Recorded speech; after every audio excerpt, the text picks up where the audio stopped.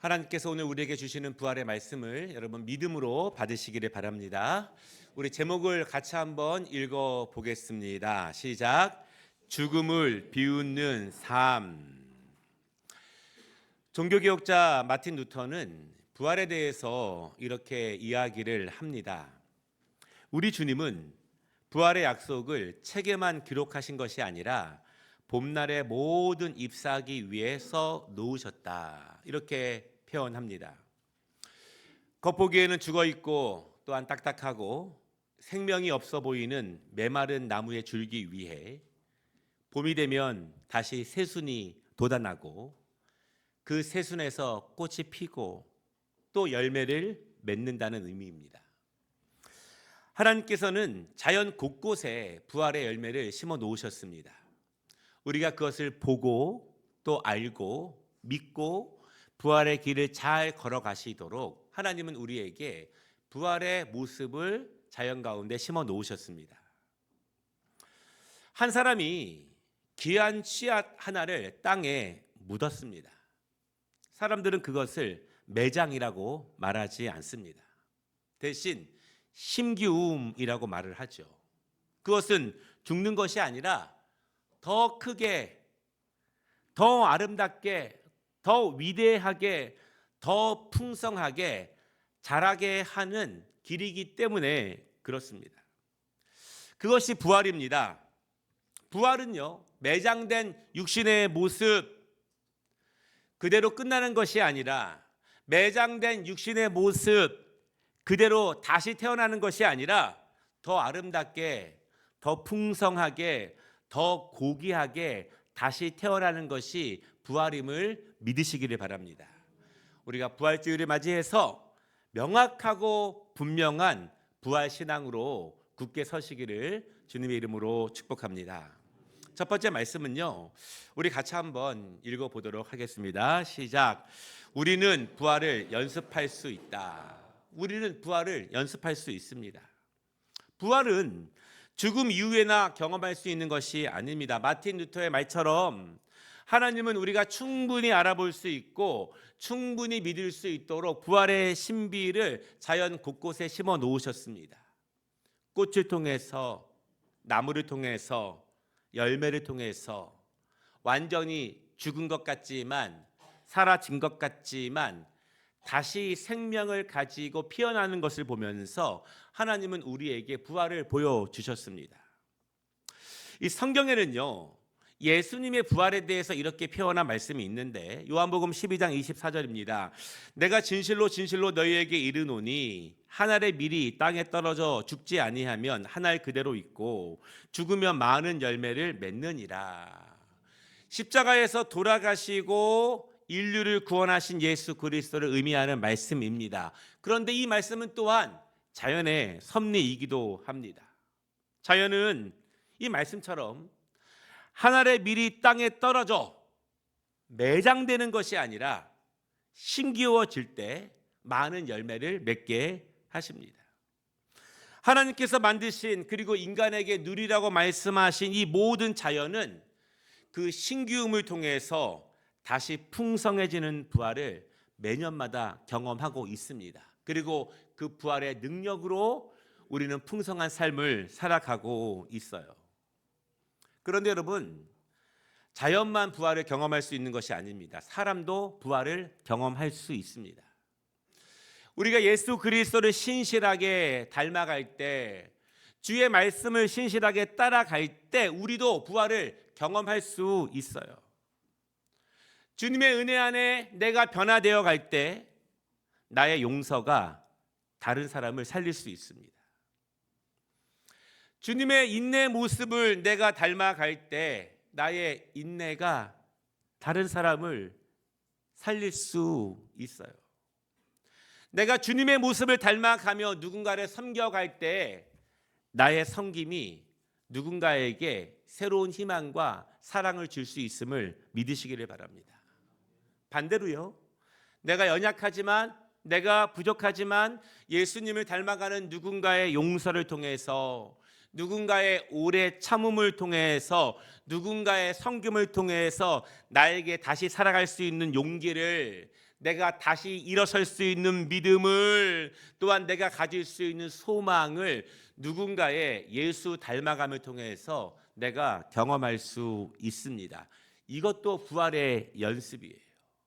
누군가를 다시 살리는 일, 누군가를 다시 일으킬 수 있는 부활의 연습. 여러분, 그렇다면 부활을 날마다 연습하는 것, 그것이야말로 우리가 온전한 제자로 날마다 주님을 닮아가는 과정입니다. 예수님을 내가 닮아가며 예수님의 말씀을 통해서 나의 결정을 바꾸고, 내가 굳건하게 세웠던 나의 생각과 계획을 수정해 가면서 예수님의 가르침으로 나의 인생의 목적을 변화시키고 주님의 뜻을 나의 인생의 사명으로 받아, 이렇게 굳어졌던, 또한 딱딱했던, 거칠었던 내가 변화되어 가는 것 자체가 우리가 부활하신 주님을 따라가는 신실한 제자로 서가는 모습입니다. 단순히 시간만 지나면 제자가 되는 것이 아니라 예수를 닮아가면서 내가 변화되어 가는 것, 나를 비워나가는 것, 나의 것을 포기하는 것, 그것이야말로 우리의 삶에 있는 부활의 연습이라고 믿습니다. 날마다 내가 죽는 것, 아니 날마다 내가 매장되는 것, 아니 매장되는 것이 아니라 내가 심겨지는 것, 심겨지는 은혜를 통해서 내가 살아나고 누군가가 살아남을 여러분 믿으시기를 바랍니다. 그것이 제자의 모습이에요. 그것이 우리 신앙생활의 목표가 될 것입니다. 내가 그리스도를 온전히 닮아가며 날마다 심겨지는 신앙, 여러분 부활의 연습을 통해서 날마다 부활을 경험하시기를 주님의 이름으로 축복합니다. 한 아버지에게 3명의 아들이 있었습니다. 그리고 늦둥이 막내 아들은 눈에 넣어도 아프지 않을 정도로 사랑스러웠어요. 그 막내 아들이 노래를 참 잘했습니다. 그래서 우리나라 최고의 예술고등학교의 성악과에 입학을 했어요. 이 아들은요, 세계적인 음악가가 되고 싶었습니다. 세계 많은 사람들에게 희망과 사랑을 전하는 사람이 되고자 학교에서 열심히 공부하며 꿈을 키워갔습니다. 그런데 그 아들이 고등학교 2학년 때 3학년 선배들의 구타에 의해서 죽었어요. 부모는 가슴이 무너집니다. 분노가 치솟았습니다. 그리고 학교를 온통 뒤집어 놓고 싶었습니다. 아들의 죽음을 몰랐던, 방관했던 모든 교사들을 그냥 두지 않겠다고 다짐을 했습니다. 분노가 그치지 않았고 그 분노로 인해서 모든 것을 다 태워버리고 싶었습니다. 근데 그분은 신앙인이었는데요, 그가 미국 출장 중에 아들의 죽음 소식을 듣고 분노 가운데 비행기를 타고 14시간 한국으로 올 때 그 비행기 안에서 자신의 마음에 울렸던 음성이 계속 그의 귓가에 맴돕니다. 그의 마음을 울려요. 그 아버지가 혹독하게 돈밖에 모르니까 하나님이 데리고 가셨다. 그런 자신의 내면의 음성이었습니다. 그 음성이 자신의 내면에서 계속 말하고 있습니다. 계속 귓가에 들려지고 있습니다. 기도하다가 점차 분노를 누릅니다. 자신의 분노로 모든 것을 태워버릴 수 있다고 믿었지만, 그렇게 해야 한다고, 그렇게 할 것이라고 확신했지만, 내면에서 울리는 작은 목소리가 점점 커지고 그 작았던 것이 자신의 마음을 가득 채우게 됩니다. 그리고 그분은 결국 내면의 음성에 순종해요. 그 작은 음성이 온 자신의 몸과 마음을 뒤덮을 때 그 음성에 순종하게 되었습니다. 그분이 가해 학생들을 용서합니다.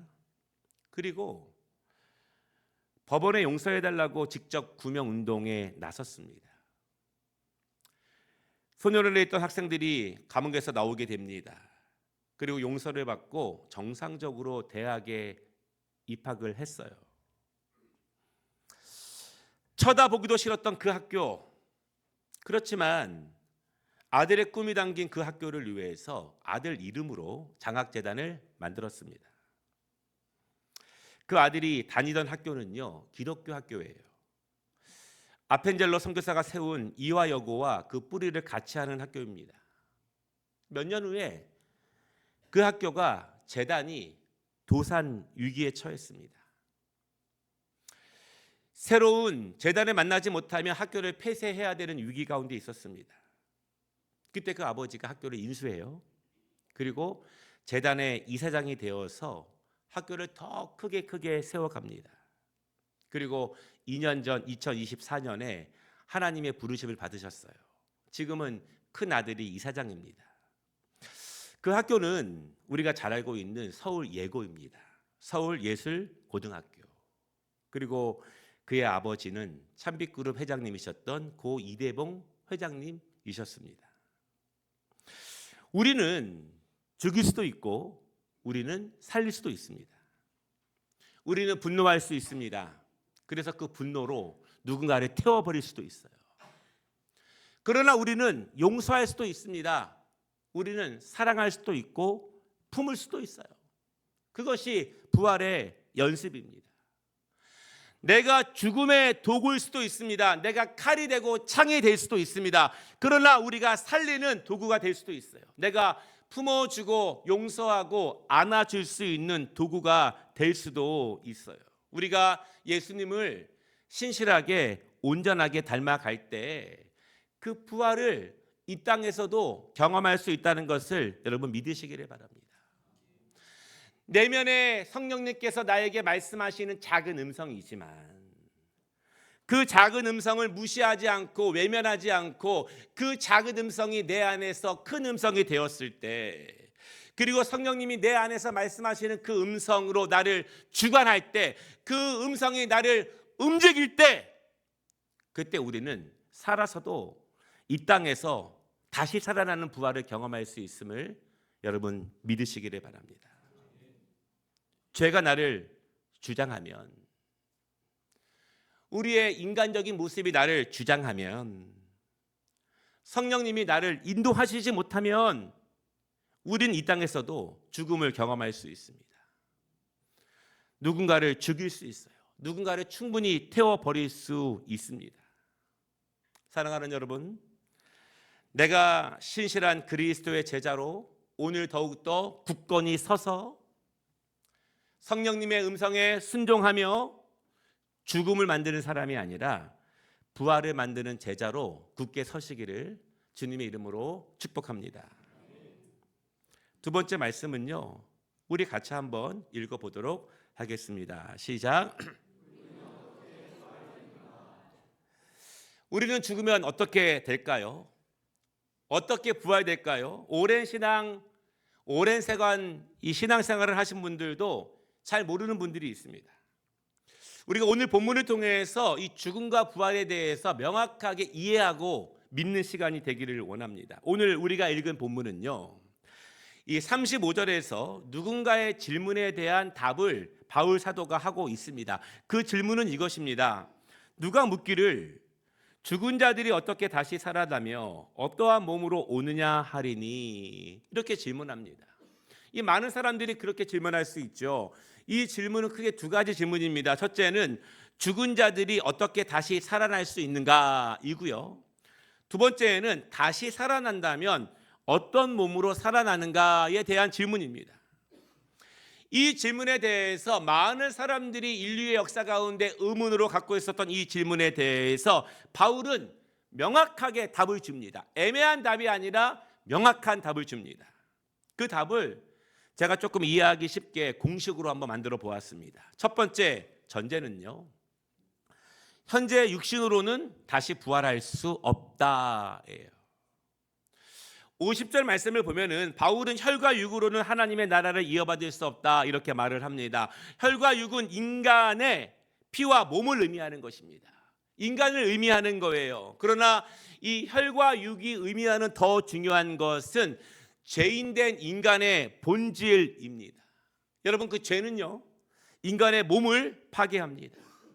그래서 우리의 몸은 영원하지 않게 되었습니다. 어린아이의 뽀송뽀송한 피부도 시간이 흐르면 노화됩니다. 그래서 인간의 몸은 영원하지 않아요. 그래서 영원하지 않는 인간의 육체를 가지고는 다시 부활할 수 없습니다. 여러분, 우리가 부활했는데 다시 노화가 되거나 다시 병들면 어떻게 되겠습니까? 반대로요, 하나님의 나라는 영원합니다. 하나님의 나라는 변하지 않습니다. 썩지 않아요.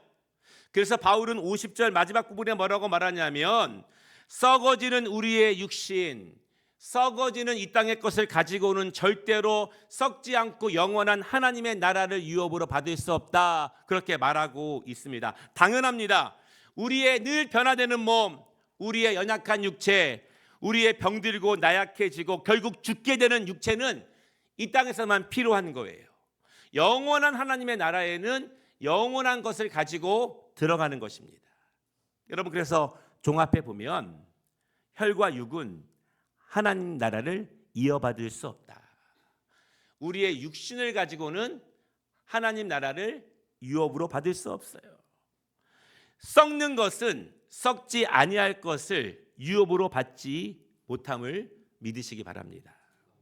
두 번째 전제인데요, 우리는 새로운 부활의 몸을 입습니다. 그렇죠. 이 땅의 몸은 결국 썩어지고 영원하지 않기 때문에 우리는 새로운 부활의 몸을 입습니다. 영원한 나라에서 살 수 있는 영원한 몸을 입게 되는 거예요. 그런데 여러분, 이 부활의 영원한 몸을 입기 위해서는 반드시 세 가지의 과정이 필요합니다. 첫 번째 과정은 우리는 잠자입니다. 51절인데요, 성경에서 육체의 죽음을 잠잔다고 표현하고 있습니다. 그런데 51절을 보면은요, 잠을 자지만 우리는 영원히 잠자지는 않습니다. 잠이기 때문에 깨어나는 시간이 있어요. 잠은 임시적입니다. 육체의 죽음이 그렇다는 거예요. 영원한 죽음이 아니라 육체의 죽음은 잠이기 때문에 반드시 깨어나는 시간이 있습니다.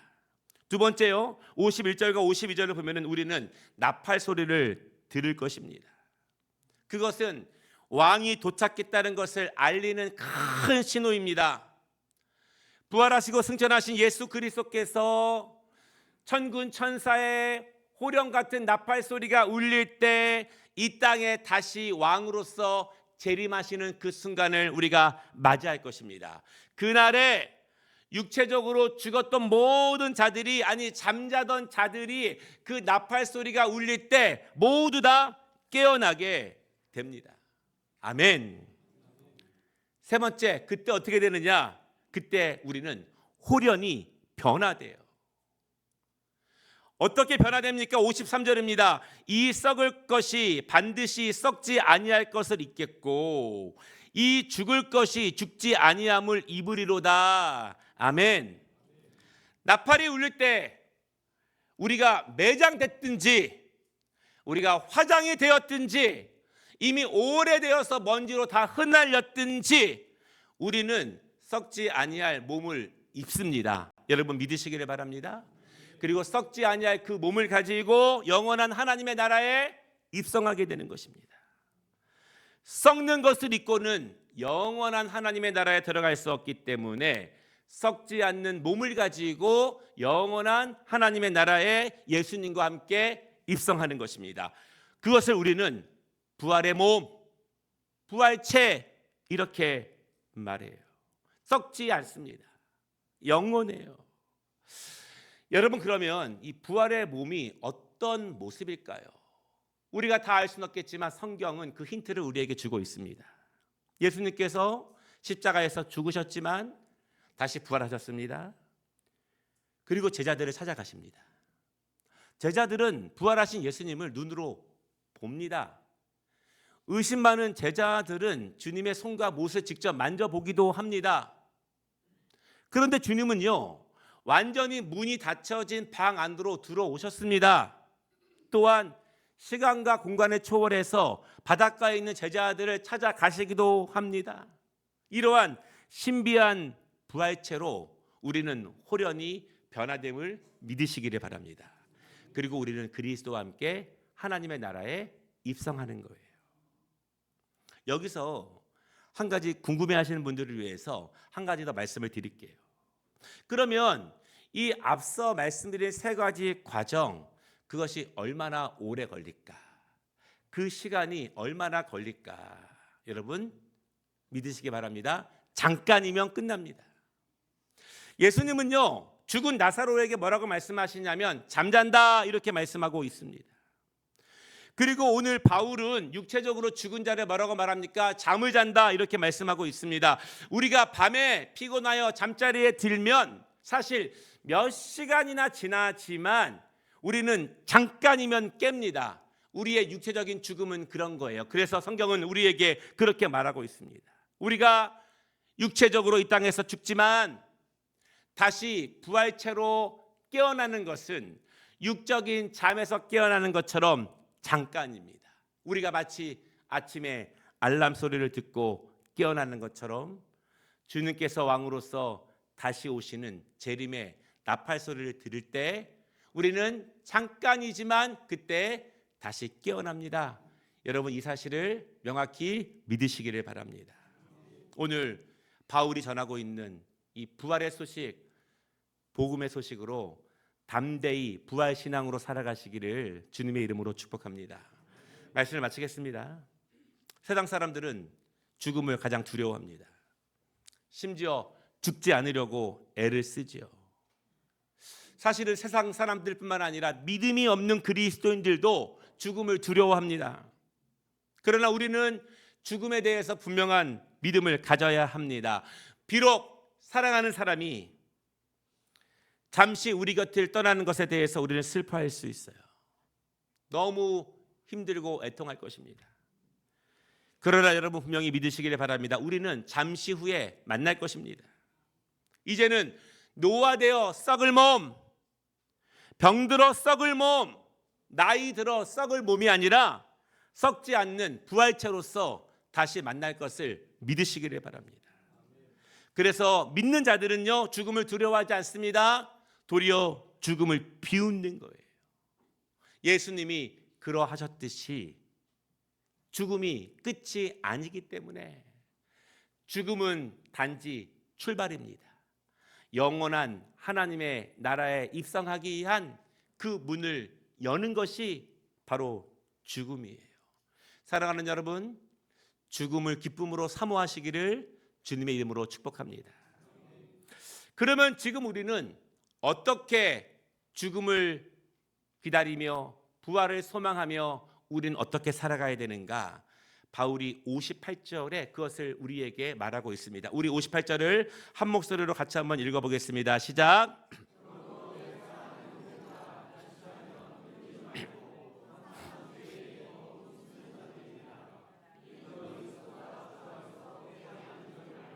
아멘. 죽음을 두려워하지 말고 의심하지 말고 부활신앙으로 견고히 서시기를 바랍니다. 주님을 믿고 의지하는데 더욱더 힘쓰시기를 바랍니다. 우리 옆에 분 다시 한번 인사할 때 영원한 하나님의 나라에서 다시 만날 것입니다. 그렇게 인사하겠습니다. 사랑하는 여러분, 부활주일을 맞이하여 우리가 다시 한번 결단하기를 원하는 것은 우리는 누군가를 죽일 수도 있고 누군가를 살릴 수도 있습니다. 죽음의 도구가 아니라 부활의 통로로 사용되시기를 주님의 이름으로 축복합니다.